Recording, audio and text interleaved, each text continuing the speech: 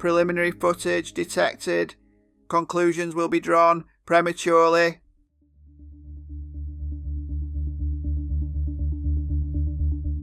Hello everyone, so Star Trek just dropped the next chapter in its expanding universe, Starfleet Academy.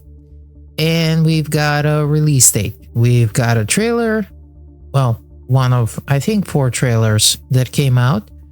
And once again, they're calling it the future of the franchise. Whether that future actually inspires confidence is completely different question. Statement. Confidence levels are critically low. Nostalgia deployment has failed to compensate. Before we even get into the trailer, I need to make something very clear, especially for those who are watching from the Eastern Europe region. I did reach out to both Paramount Plus and SkyShowtime with press inquiries about the availability of Starfleet Academy across the Balkans and Eastern Europe. And as of right now, there is no official confirmation beyond the US Paramount Plus premiere. If I get a verified response, I'll share it. Until then, anything else about the access outside the core markets is just a speculation, and I don't report speculation as a fact. Observation, global franchise, fragmented access, illogical distribution continues. And yeah, this kind of ties into a bigger issue with modern Star Trek. And look, it's not just Star Trek thing, it's streaming in general. But I think it's very emblematic when it comes to Star Trek. And I'll cover that in a separate episode because this kind of goes beyond the show. Why some fans have to wait weeks or months or never get access at all. Why it's so fragmented. Why do you need to chase 50 different streaming services to get a whole show? I mean, we'll talk about it. That discussion really deserves its own episode. Now, let's talk about the trailer. I've been talking about everything else except the trailer. So here's the thing. Very, very short first impression is that I am not impressed. And look, this is not just me being dramatic or nostalgic for just the sake of it. The trailer's main hook is built on borrowed legacy. You can hear voices from the past of Kirk, Worf, Sisko, and even, I think, Burnham, but honestly I never cared about Discovery that much, but I think it's Michael Burnham. If it's not, sorry. The message, basically what they're trying to tell us is that this comes from what you love. But honestly, the visuals really don't match the audio. Look, the tone doesn't match the promise. What we've shown kind of feels disconnected from what we're told to feel. Conclusion, legacy audio detected, narrative cohesion absent. Instead of letting the show kind of stand on its own, this trailer leans on the emotional muscle memory. And look, when you do that, you kind of really invite the comparisons. The comparisons this trailer is definitely not going to survive. There's a reason why Starfleet Academy series has been talked about for decades and was never made. Because when you strip it down, you're kind of left with, cadets, students, people who by definition aren't yet able to make life or death goals that kind of do define Star Trek. No matter how ambitious this idea kind of sounds, the risk always stays the same because you will going to get 90210 in space. And no, I'm not the first or the last person that got that comparison. Any of us who actually were alive during the 90210 thing, we immediately got that vibe. I think the newer generations might be leaning to CW, which is not good, really not good. Assessment, Adolescent interpersonal conflict does not improve with phasers. Now look, there's always going to be an audience for CW drama or 90210 in space. And if that's what you're into, look, that's fine. But that's never been what Star Trek does best. And that's definitely not something that's going to excite me.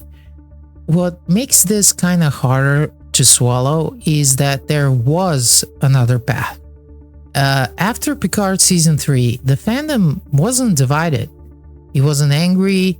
We were actually united for the first time in such a long time. Star Trek Legacy brought people together. Well, actually just the idea and the potential of getting a Star Trek Legacy really brought people together. And what did they do? What Secret Hideout always does. It was ignored. Instead of building on that momentum, they pivoted and said what they always do when it comes to this new Star Trek. Oh, we know better. You plebes, you don't know what you want. So we are going to tell you what you want. I know this is kind of petty, but hey. Historical note. Declaring superiority over audience consensus often ends poorly. I have said many times that I've given modern live-action Star Trek a lot of chances. Strange New World gave me some hope. Season 1 was solid for Season 1. Season 2, it was kind of hit or miss. Season 3, it definitely lost me. It fell off the cliff. For me, personally. And that kind of hope is really gone. Look, animation, on the other hand, has been quietly doing great work. And if they told me we were going to do Starfleet Academy, an animated show, I actually might be curious. But live action, right now, I got zero interest. And look, I'm okay with that. Emotional status, acceptance achieved, Voyager rewatch protocol initiated. Actually, it is. Like, there are hundreds of Star Trek episodes already out there that respect the universe, the characters, and the fans. And I really don't need new Star Trek if it keeps letting me down. You know, another interesting thing when we talk about the trailer is the silence. There are very few official reviews, very little buzz, and that's actually worse than Backlash. I did read one early review from a so-called professional critic, and I definitely won't be naming names because this is not about that.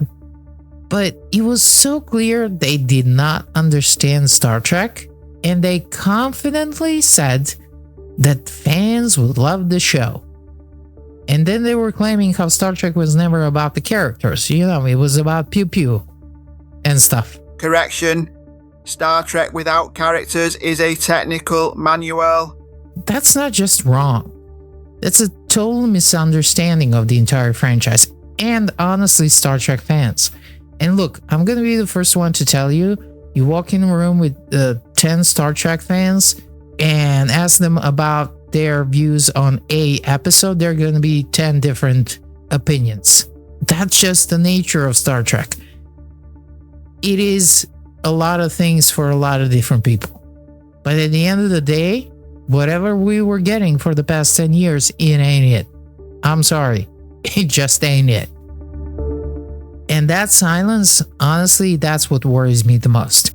I think we have reached a point where a lot of fans just don't care anymore.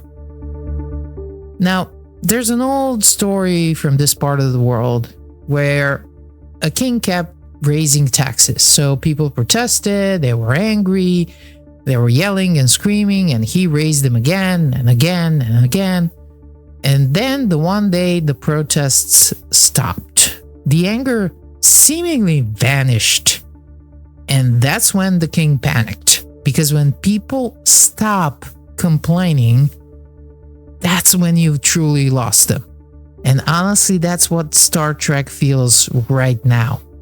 A franchise doesn't die when fans are angry or we are nitpicky or we want this or that and why we do this or that. It actually dies when fans are indifferent.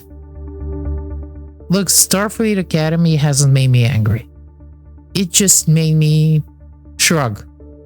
And if this show turns out to be good, if people and critics I actually trust say it holds up past episode 3, I'll hear about it and I'll reconsider.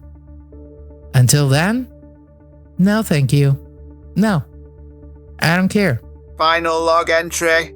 Indifference is more dangerous than criticism. Efficiency maintained. So, for anybody who's like me, guys, there's plenty of Star Trek out there worth revisiting. And honestly, that's where I'll be. But I'd like to hear you. What do you think about Starfleet Academy? What do you think about this trailer or any other trailers that dropped? Are you genuinely interested in watching it? Or even if a bunch of people come out and say, hey guys, we were wrong, and this was actually amazing, are you going to watch it? What would it take for you? So this is a question. What would it take for you to actually sit down and watch this show? Transmission complete. Emotion dismissed. Logic victorious. Okay, so that's it for this episode, and I'll see you soon. I'll be talking about the streaming and the whole mess with Paramount Plus and why I think it, well, besides the bad writing and the stuff we were getting, why it's actually killing Star Trek. So see you next time. Bye.